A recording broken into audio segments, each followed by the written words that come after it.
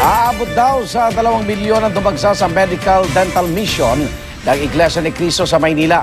Kaya naman naparalisa ang trapiko sa lungsod at nagkansela ng trabaho ang ilang tanggapan. Sa sobrang laki ng medical mission, tila may nais daw ipahiwatig ang INC ayon kay Senadora Miriam Defensor Santiago. Bagay na itinanggi naman ng grupo. Saksi si Steve Dailisan.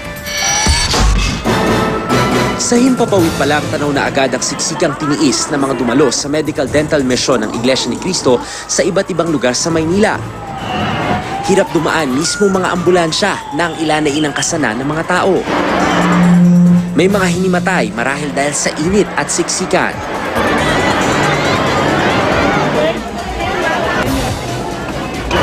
Ang isang ito pinagtulong-tulungang maiangat para masaklolohan. Habang ang babaeng ito napangiwi nang maipit sa isang sulok. Ang isa namang ito nasa mismong lugar na ng medical mission ng himatayin, kaya dinala agad sa isang nagsisilbing emergency room. Di katakataka ang dami ng pumila mula pa madaling araw kahit pa nga sa gitna ng ulan o init ng araw. Libre kasi ang mga alok na serbisyo tulad ng punot ng ngipin at konsulta sa doktor. Pati nga ECG, ultrasound at laboratory services na libo-libong piso ang halaga sa ospital, walang bayad dito. May mga libreng gamot din at relief goods na inilaan sa lahat ng nagpunta, anuman ang relihiyon. This is not a new thing. Relief giving and medical and dental missions have been done by the Iglesia ni Cristo, the Church of Christ, not only in the Philippines but also in different parts of the world. In accordance to the biblical teaching to love your neighbor as yourself. Thank you po kasi po may ganitong project sila dito.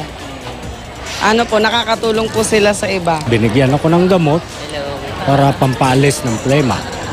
Tsaka sa antacid, sa acid ko. Alis mo, buhay mo rin na nakataya. At least, mayroon na kahit papaano may iuwi sa pamilyang pagkain. Napakalaking tulong din sa ating mga kababayan po dito sa Maynila na marami po talagang naghihirap.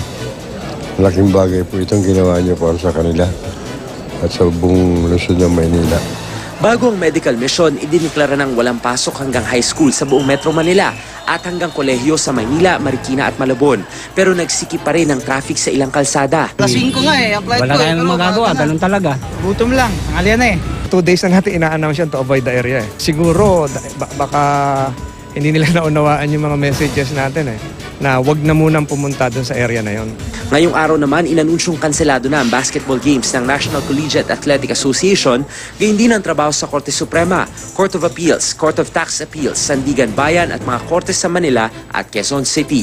Pangunawa at pasensya ang hiling ng pamunuan ng INC sa mga naabala. Ang kabayan ko, kapatid ko po ay ginanap na gaya po ng narinig natin sa napakarami ng mga dako dito sa ating bansa at maging sa labas ng Pilipinas. Bagamat dati nang nagsagawa ng malawakang medical mission ng INC tulad nung nakarang taon kung kailan nakakuha pa ito ng 3 Guinness World Records, ngayon lang daw nakaranas ng ganito kalaki at sabayang medical mission sa bansa.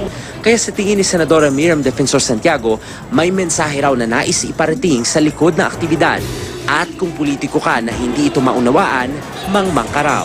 Wala pong bahid ng politika itong ginaganap natin ngayong kabayan ko, kapatid ko. Hindi po ito show force ng Iglesia ni Cristo. Hindi natin kailanman nilayon na sa ganung paraan ay magpakilala. Ang itinatanyag lagi ng Iglesia ni Cristo ay salita ng Panginoong Diyos na nakasulat sa Biblia. At this point, we have no reason to believe otherwise than the purpose for which it is being stated na it's a medical and dental mission that they've chosen to conduct. Ako si Steve Dailisa ng inyong saksi.